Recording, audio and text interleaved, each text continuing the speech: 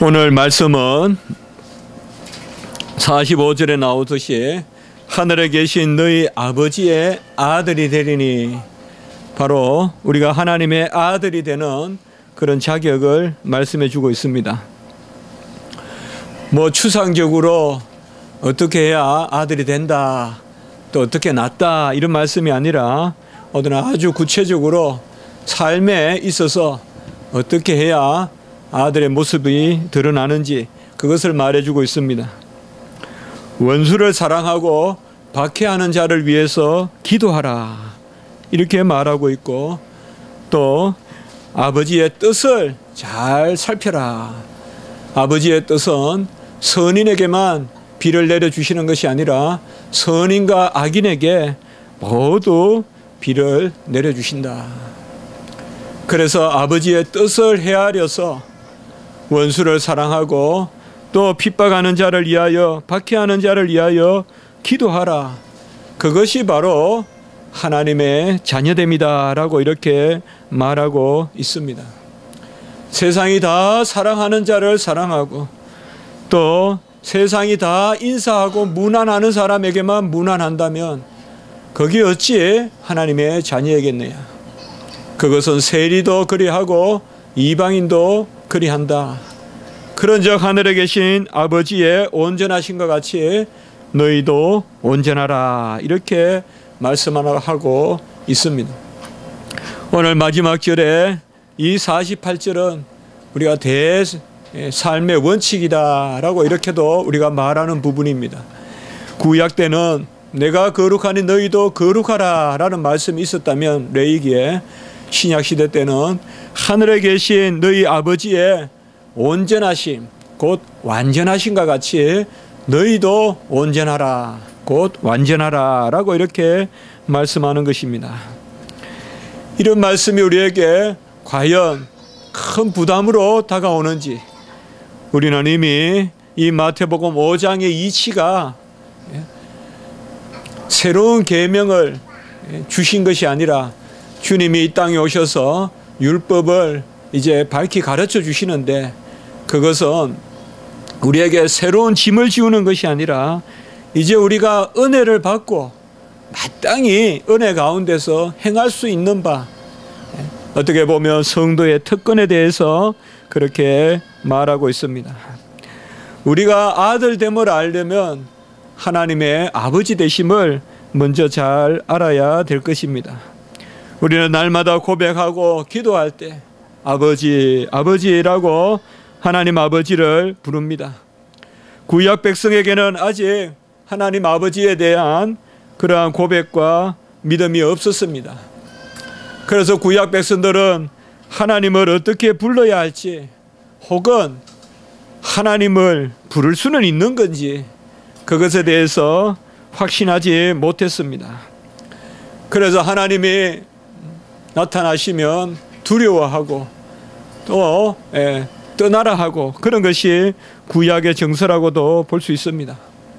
이름은 본질을 담고 있고 이름은 인격을 담고 있는데, 구약 백성들은 하나님을 아버지로 그렇게 섬기고 아버지로 하나님 앞에 행하고 하지 못했던 것입니다. 이 땅에 예수 그리스도는 오셔서 하나님의 아들로 그 아들 되심을 우리에게 보여주셨습니다. 저는 책을 쓰면서 가장 상투적으로 쓰는 표현이, 영원하신 하나님의 아들이 사람의 아들이 되사. 하나님의 아들, 사람의 아들, 꼭 이렇게 두 가지를 써야 다 말한 것 같아요. 영원하신 하나님의 아들, 영원히 계신 제2위 성자 하나님, 그분이 사람의 아들로 동일하신 그분이 오셨다는 것이죠.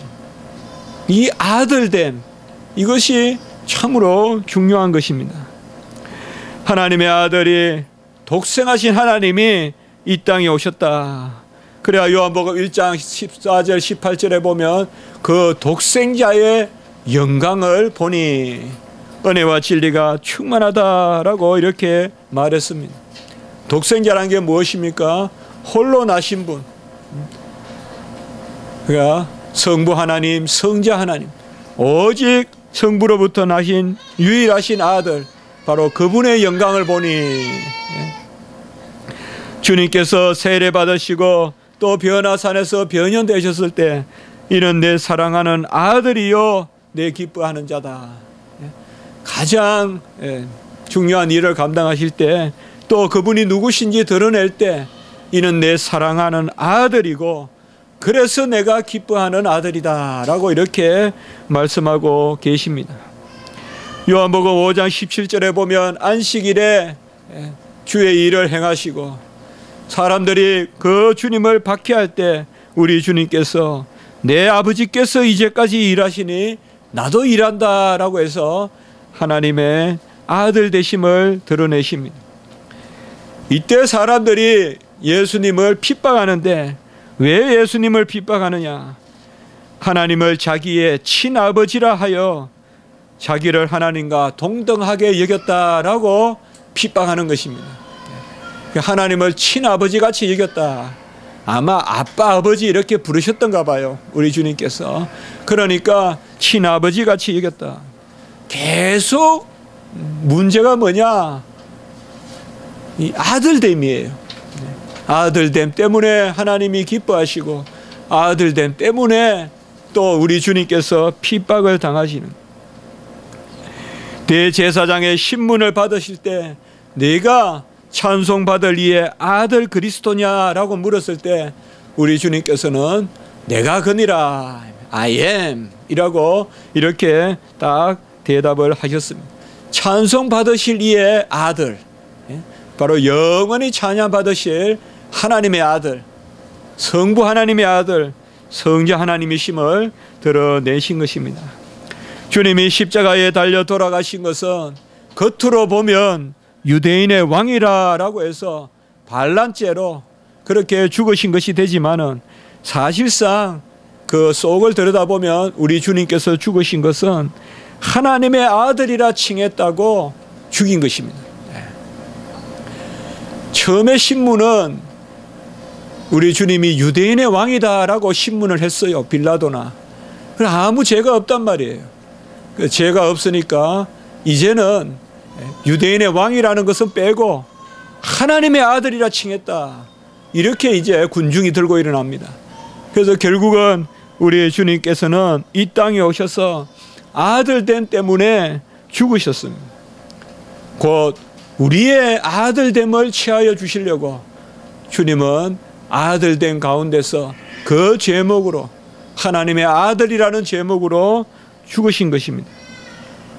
주님은 이 땅에 오셔서 나심과 사심과 죽으심과 고난당하심을 통하여서 독생자의 영광을 계속 드러내셨습니다.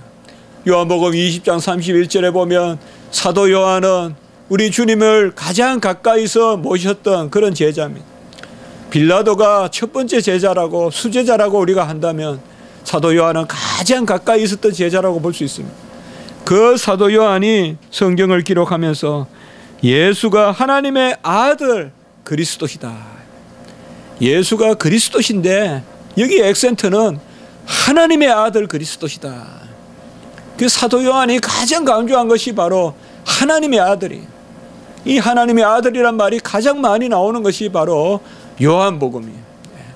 그래서 하나님의 아들 그리스도이심을 믿게 하려 하셨다라고 이렇게 이야기했습니다. 구약 이스라엘 백성들은 그 하나님의 아들이 사람의 아들로 올 것을 기다렸습니다.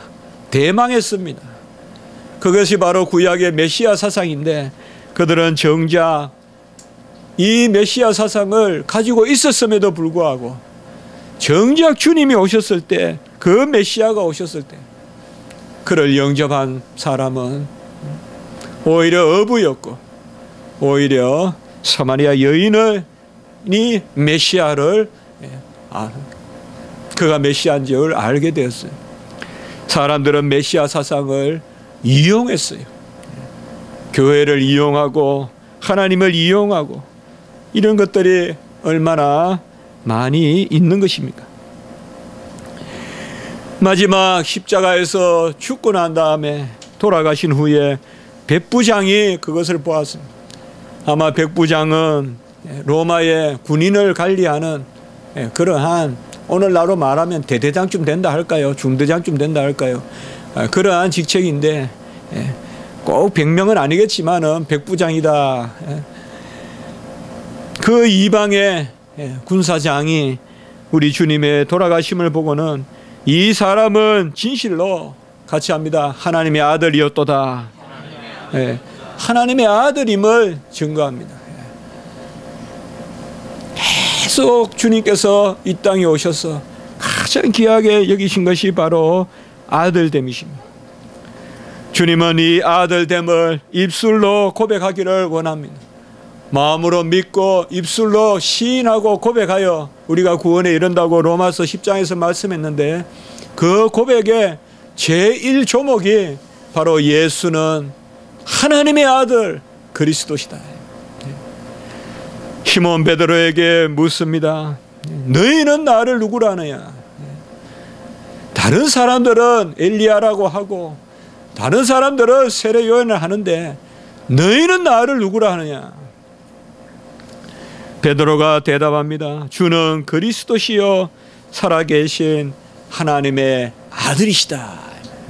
여기도 역시 액센트는 살아계신 하나님의 아들의 액센트가 갑니다. 베드로는 살아계신 하나님의 아들을 고백했습니다. 이때 주라는 말은 유, 헬라어로 쉬라고 하는데 유, 당신은 그리스도시요 기름 부음 받은 크리스토스, 그리스도시요 마시아, 메시아시요 살아계신 하나님의 아들이시다. 살아계신 하나님의 아들이시다라고 이렇게 고백을 했습니다.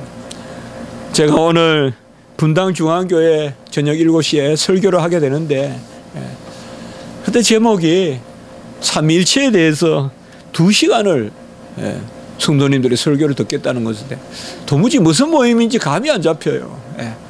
2시간을 설교하라 하는데, 그래서 하여튼 그 분당중앙교회 그 최종철 목사님께서 전혀 성도들을 가르치는 목회를 해야 되겠다. 그렇게 저번에 말씀하시더라고요.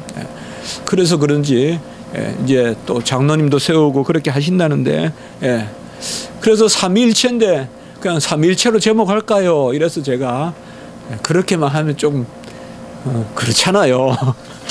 우리나라 말은 그렇게만 하면 그렇잖아요. 뭐 가가 가냐 뭐 다 하면 다 알아듣잖아요. 그 시기 하면 다 알아듣고. 그래서 제가 그랬어요. 살아계신 삼위일체 하나님이라고 하라. 살아계신 삼위일체 하나님. 그러니까 살아계신 하나님의 아들이다. 살아계신 하나님의 아들, 현재 분사예요. 살아계신 하나님의 아들이다 라고 이렇게 고백합니다. 도마는 우리 주님을 만나고 또 부활하신 주님을 그가 보고 만졌다는 것을 확실히 알 수는 없어요. 그러나 상황을 봤을 때는 만진 것으로 우리가 이렇게 생각하는데, 그리고 도마가 고백했어요. 나의 주님이시요 나의 하나님이시다. 성경은 보고라고만 나와요. 주님은 이렇게 주님은 만져보라 그랬지만은 도마는 보고까지만 나오거든요. 물론 그걸 우리가 너무 이렇게 해서 막 넣어봤다 이렇게 하지만 성경에 그런 말은 없어요. 그러나 어쨌든 도마는 나의 주님이시요 나의 하나님이시다. 도마의 고백은 좀 더 보면 좀 정식적인 고백이에요. 나의 주 나의 하나님. 그러나 베드로의 고백은 좀 더 어부 같은 고백이에요. 살아계신 하나님의 아들이다. 저는 도마는 좀 그래요. 도마도 이제 나중에 인도 가서 그렇게 순교하지 않습니까? 근데 베드로 생각해 보면, 제가 갈릴리도 가봤지만 갈릴리는 정말 바다 같거든요. 헬라어로 달라사라 그러는데, 큰 호수를 달라사라 그러는데 바다라고 불러요, 그 사람들은. 그러니까 달라사가 바다 뜻이 있어요. 예. 그런데 거기 가니까 수시로 바람이 분단 말이에요. 예. 수시로 바람이 불고 또 새벽에 이럴 때는 잔잔하면 참 그 새벽에 그 여명이 참 아름다운데, 저는 살아계신 하나님의 아들이다. 그러니까 베드로가 풍랑이 일고 이럴 때 하나님의 아들이 살려주신다. 살아계신 하나님의 아들이다.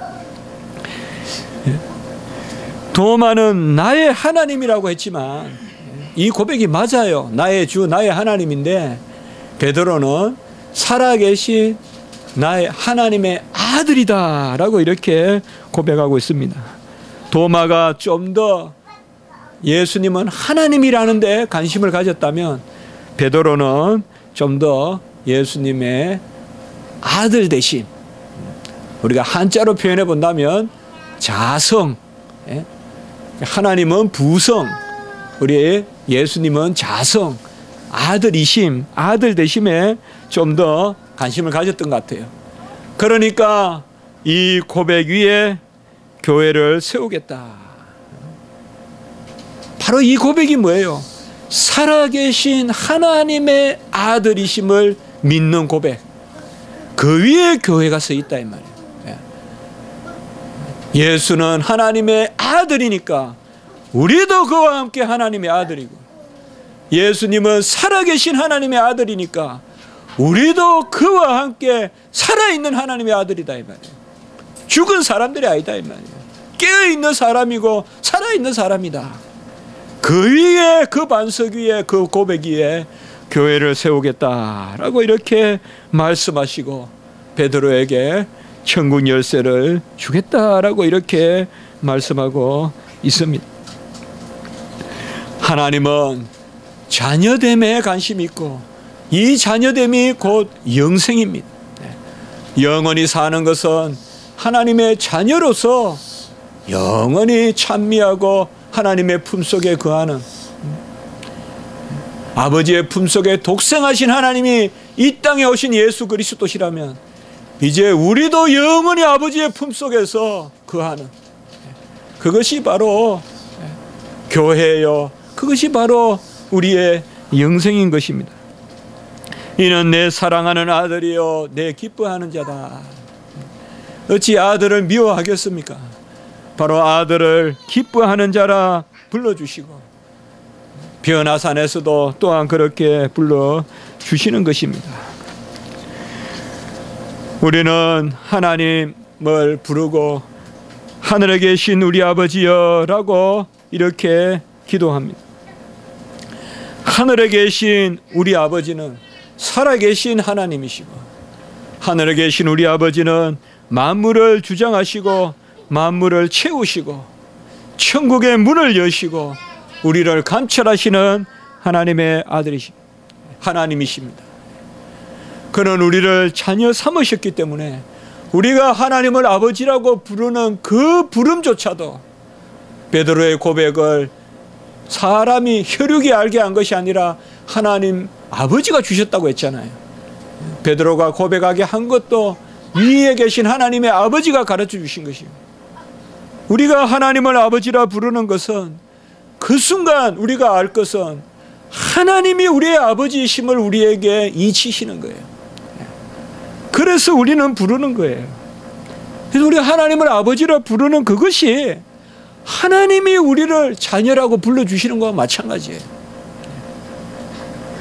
우리는 그 가운데 하나님과 교통하고 그 가운데 하나님과 교제하고 하나님께 나아가는 것입니다. 오늘 새벽에도 우리 히브리서에 하나님께 나아가는 것, 헬라어로 프로세코마이라는 단어인데요, 하나님께 나아간다는 것은 하나님을 경외한다는 것이고, 하나님께 나아가는 것은 사실상 우리가 생각해서 나아가는 것이지만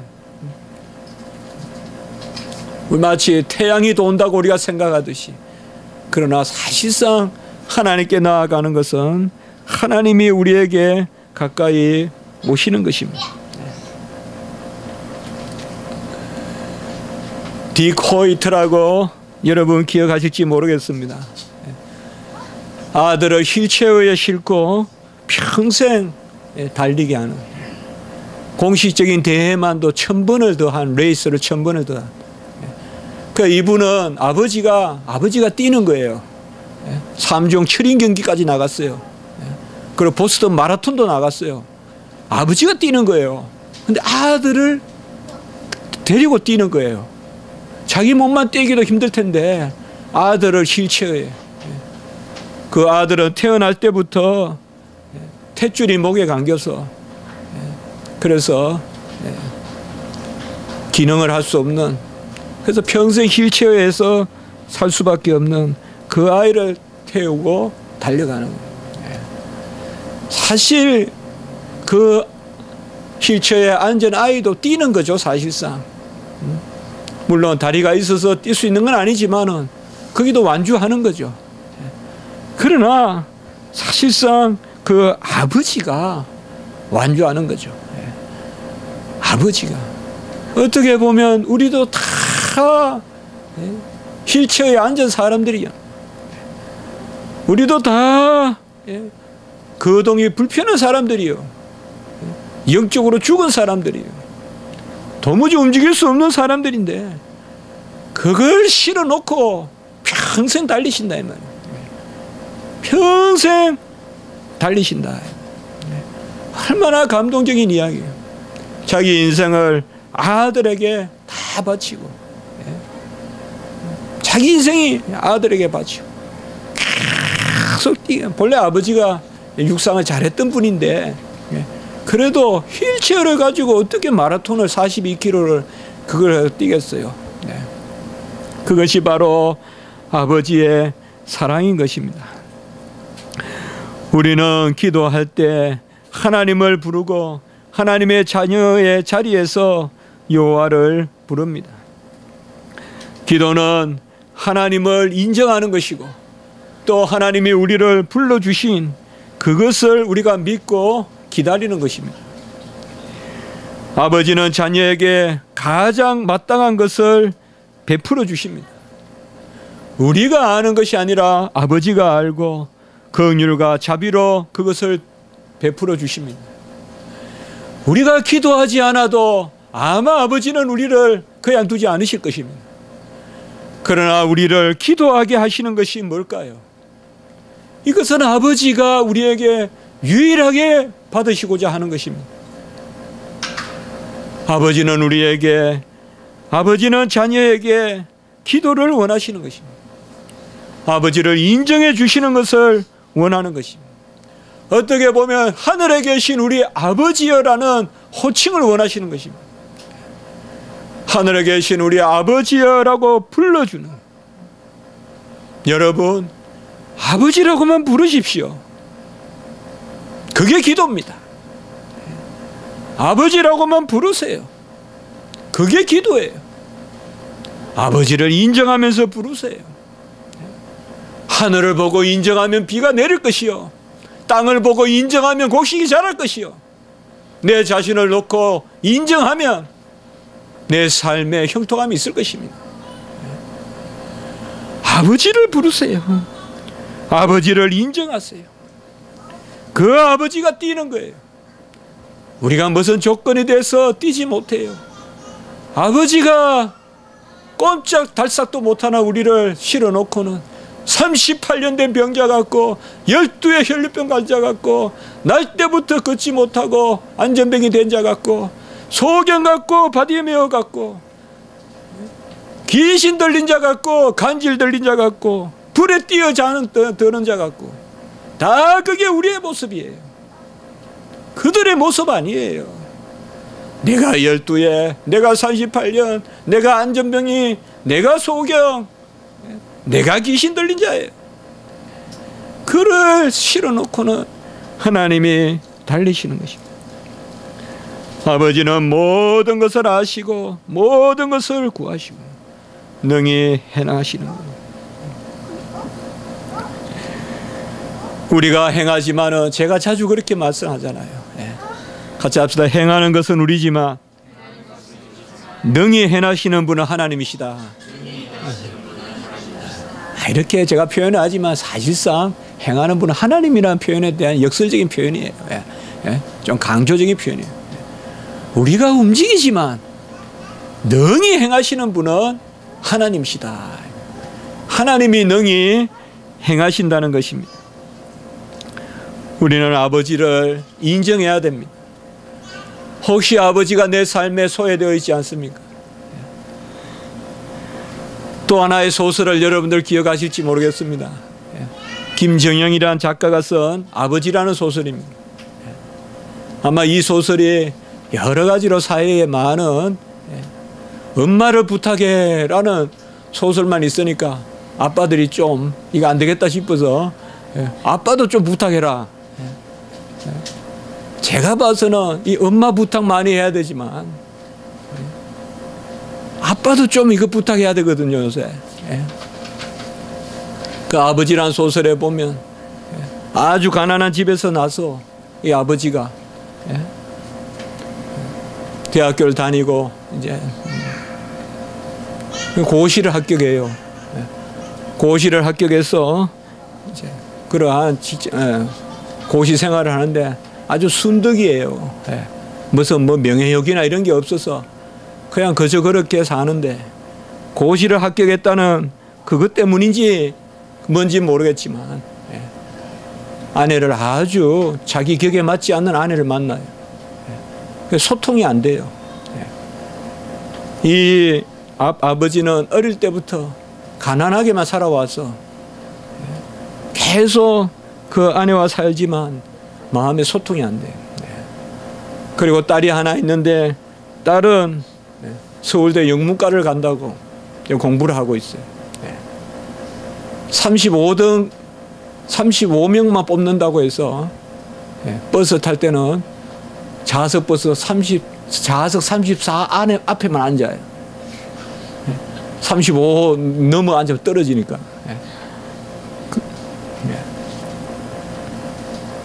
그렇게 몰두하는 아이예요. 대학 없어요, 집에. 아버지는 그저 열심히 일하고. 그런데 친구 의사에게 6개월 췌장암 판정을 받아요. 이 아빠가 6개월 췌장암 판정을 받고 이제 아내에게 말할 수가 없어요. 왜 말을 못하는지 모르겠어요. 아내에게 말을 하지 않아요. 그리고 딸에게도 말을 하지 않아요. 대화가 되지 않아요.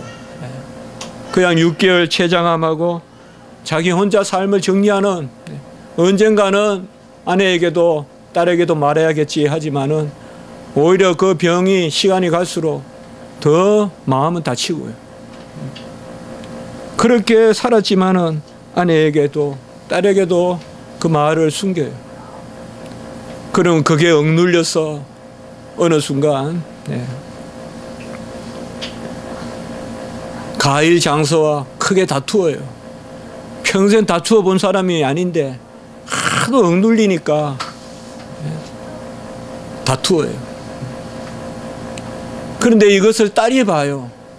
딸이 보고는 아빠에게 편지를 써요. 아빠에게 실망했다. 그게 딸이 아빠에 대한 평가예요. 아빠에게 실망했다.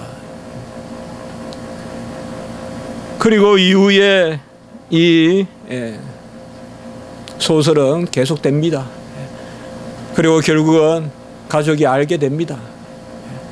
그리고 장기를 기증하고 이 아빠는 6개월 만에 죽습니다. 어떻게 보면 이게 단편 같지만은 이 아빠가 아무에게도 말할 사람이 없으니까 지금 여성을 찾아가요. 아무것도 배우지도 못하고 하지도 않았는데 거기 가서 대화를 해보려고 해요. 자기의 속을 드러내려고 해요. 혹시 우리 가정이 이렇지 않을까요? 너무 각이 반듯해서 정작 대화할 것을 대화하지 못하고 정말 가장 중요한 것을 말하지 못합니다. 혹시 우리와 하나님과의 관계는 어떨까요? 저는 너무 우리가 이런 일을 놓고 부담을 가지자고 말씀드리는 건 아닙니다. 어떻게 보면 쉽게 아버지를 대하자는 것입니다. 또 쉽게 아버지를 가까이 해보자는 것입니다. 우리가 하나님을 너무 멀리하는 것은 아닌지, 그것을 우리가